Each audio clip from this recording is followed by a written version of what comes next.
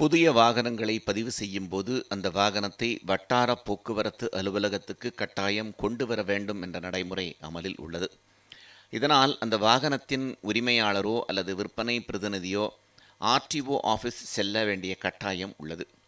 தற்போது மோட்டார் வாகன புதிய சட்ட திருத்தத்தின்படி சொந்த பயன்பாட்டு வாகனங்கள் பதிவின் போது அவற்றை வட்டார போக்குவரத்து அலுவலகத்துக்கு கொண்டு வர தேவையில்லை என தெரிவிக்கப்பட்டுள்ளது.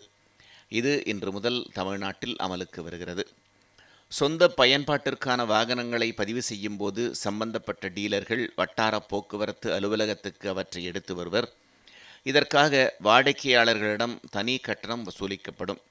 சொந்த பயன்பாட்டு வாகனங்களில் 70% இருசக்கர வாகனங்களாக இருக்கும். புதிய மோட்டார் வாகன திருத்த சட்டத்தின்படி பைக், கார் போன்ற சொந்த பயன்பாட்டு வாகனங்களை கொண்டு வர தேவையில்லை. இருப்பினும் வணிக பயன்பாட்டிற்கான வாகன பதிவின் போது கட்டாயம் அந்த வாகனங்களை ஓட்டி வர வேண்டும் என்று வட்டார போக்குவரத்து அலுவலக அதிகாரிகள் தெரிவித்துள்ளனர். புதிய வாகனங்களை பதிவு செய்யும் போது அந்த வாகனத்தை வட்டார போக்குவரத்து அலுவலகத்துக்கு கட்டாயம் கொண்டு வர வேண்டும் என்ற நடைமுறை அமலில் உள்ளது. இதனால் அந்த வாகனத்தின் உரிமையாளரோ அல்லது விற்பனை பிரதிநிதியோ ஆர்டிஓ ஆஃபீஸ் செல்ல வேண்டிய கட்டாயம் உள்ளது.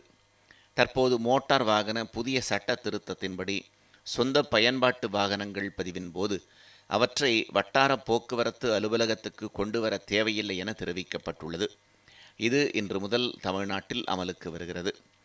சொந்த பயன்பாட்டிற்கான வாகனங்களை பதிவு செய்யும் போது சம்பந்தப்பட்ட டீலர்கள் வட்டார போக்குவரத்து அலுவலகத்துக்கு அவற்றை எடுத்து வருவர்.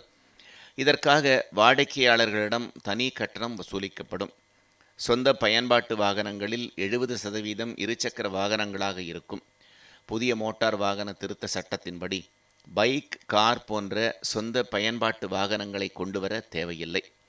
இருப்பினும் வணிக பயன்பாட்டிற்கான வாகன பதிவின் போது கட்டாயம் அந்த வாகனங்களை ஓட்டி வர வேண்டும் என்று வட்டார போக்குவரத்து அலுவலக அதிகாரிகள் தெரிவித்துள்ளனர்.